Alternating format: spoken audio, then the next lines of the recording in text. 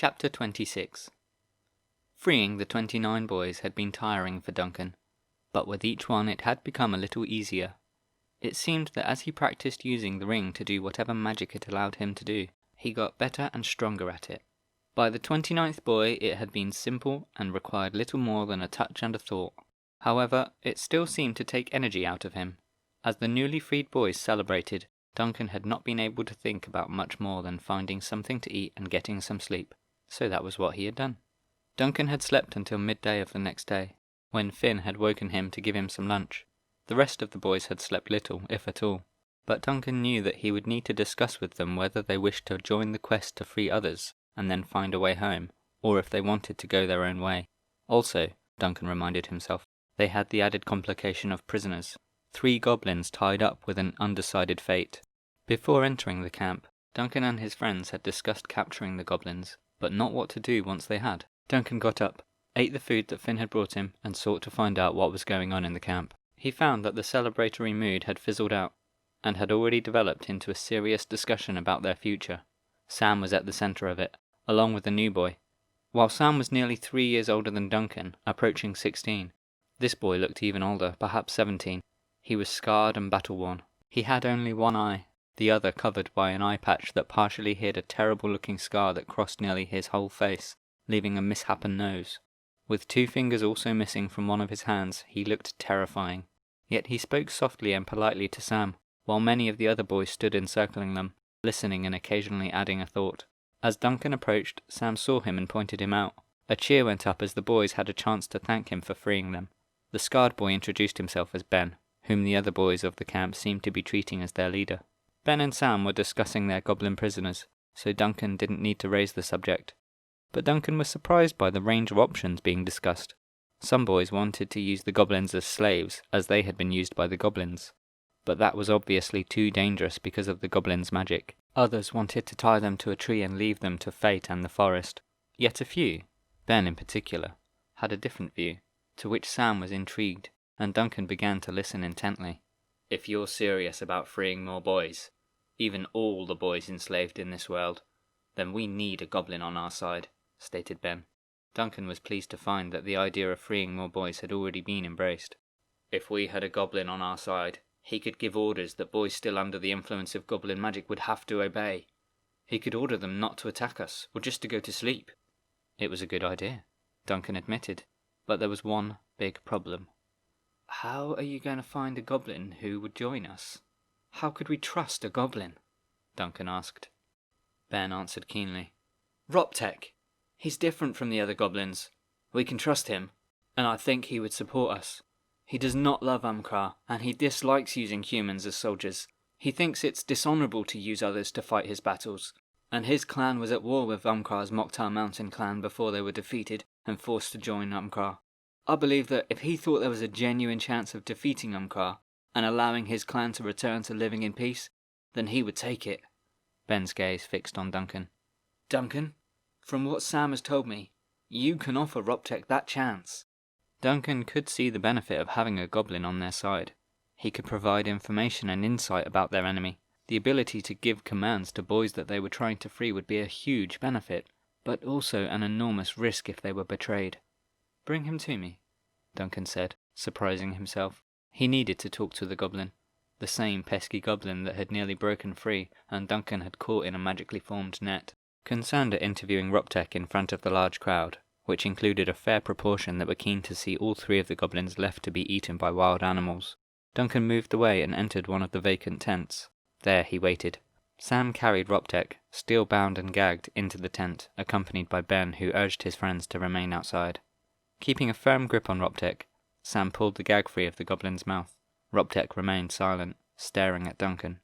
Duncan stared back, rubbing the ring on his finger as he tried to control his nervousness. But the goblin broke the silence. You brought me here to question me? To torture me, perhaps?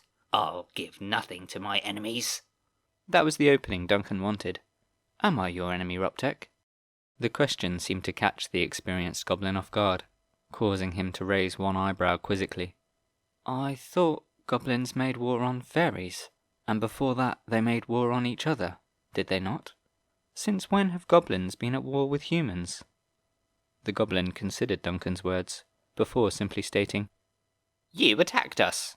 Duncan didn't deny the statement. We came here to free enslaved humans. Capturing you was just necessary. Duncan could see the tiny soldier's mind working, seeing that it was necessary to silence the goblins in order to free the humans. So, you're going to release me? He asked suspiciously. Duncan answered quickly. Well, I can't really do that, can I? You'd just start using magic on us, enslaving us again, he accused. To that, Roptek defensively argued back. I can't do that. Only a mage goblin could do that, and even among them it's rare. Maybe only 1 or 2 of them can do it. Well, that's useful to know, thought Duncan. Roptek continued. Besides, I wouldn't even if I could. I never liked it. Goblins should fight our own battles. It's those Mokhtar mountain goblins and their cowardly ways. I just follow orders, whether I like it or not. Roptek was confirming what Ben had said about him, but Duncan needed to know more to understand more about this goblin. Why do you follow orders? If you don't agree with them, and they're given by goblins from a different clan, why do you obey? He probed. Roptek looked at him more closely now, weighing him. So, you did bring me here to question me, he accused, and Duncan feared he would say no more, but he was quickly shown to be wrong. Well, it's a fair question. You see, the Mokhtar mountain goblins, under Umkar and his mage goblin advisor, Pelkar, attacked my clan. They brought their new weapons, human soldiers, with them. The human boys were too big, too different to anything we'd fought before. We were soon defeated, and Umkar took our children. He said it was to educate them, to show them the world and how other goblin clans live. But we know the truth. They're hostages, and if we don't obey, our children will suffer the consequences. Since then, Umkar's power has continued to grow. He has acted like a king for years now, but it was just a fanciful title at first. Now, it is a reality. He has united the goblin clans through fear, and the other chieftains have crowned him. That alone would make him a terrifying force, but with his armies of thousands of human soldiers, nothing can stop him. Duncan was beginning to believe Ben's assessment of Roptek. Perhaps it could work. Roptek was a soldier, fighting a war he didn't want to fight, because he had little more choice than the enslaved boys he commanded. As Duncan considered his next words, Sam broke into the discussion. Duncan can stop him. Those 4 words lit a spark in Roptek's eyes, a kindled thought. The question remained. Was it one of fear, anger, amusement, or hope? Sam added, speaking under his breath. Duncan can free those armies of boys, and defeat what remains of Umkar's forces. Would you also free the young goblins held as hostages? He asked, with a slight croak, and Duncan recognised the hint of desperate hope that was present. I will do what I can, Duncan offered, honestly. Even goblin children should be with their mothers, he thought. Then, I would like to help you, to join you. If you truly believe you can free my people from Umkar, then I will swear my loyalty and my life to you. Duncan felt his ring get warm, as if it was telling him that this was meant to be. Duncan gave a single nod, accepting the goblin's allegiance. With that, Ben stepped forward and untied the goblin, freeing his single arm and unbinding his feet. The other 2 goblins? Will they join me too? Duncan asked of Roptek. Roptek considered for a while, almost long enough that Duncan thought he hadn't heard. No, they would say that they will if they thought it would benefit them, but they would betray you. They believe the lies Umkar tells. They only see the riches and power that Umkar tells us we will have when we've conquered the fairies. They do not see that Umkar has destroyed our way of life and turned us against each other.